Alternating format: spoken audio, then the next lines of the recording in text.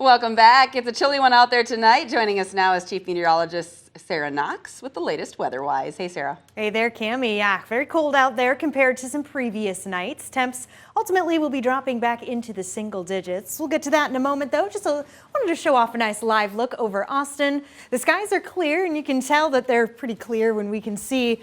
There they are, those blinking lights. I know I mentioned them. We saw them over Fountain Lake in Albert Lea last night, so thought we'd take a different view. Things looking good across the area. Calm, much calmer than last night where we were dealing with the strong winds. There they are, the clear skies as mentioned, helping to cool things down a little quicker as we've come into the evening. All thanks to this high pressure, which has started to weaken a bit, get a little bigger, moving across a good portion of the region.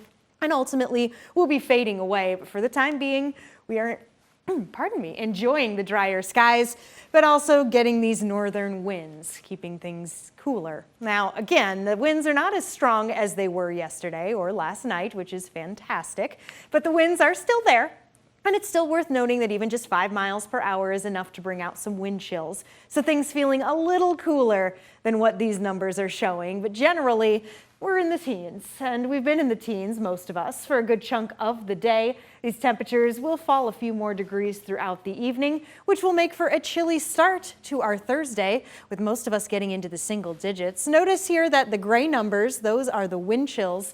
They're showing the same temperature as the surface temperature around 4 or 5 a.m., meaning that the winds are nice and calm. They're not impacting that. Now, that being the case, they are going to start picking up again as we head through our Thursday morning.